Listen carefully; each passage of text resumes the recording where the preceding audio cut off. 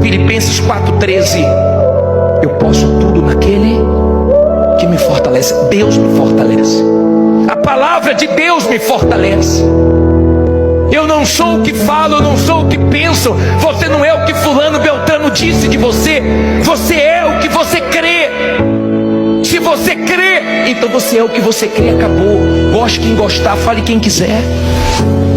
É a maneira de você se ver. Mas mesmo dando tudo errado, confie em Deus.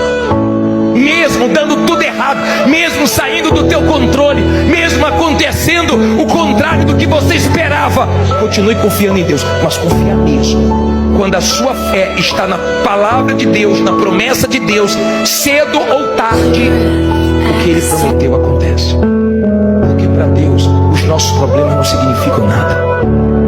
Para Deus, aquilo que é dificuldade para nós, para Ele não é nada. Amém?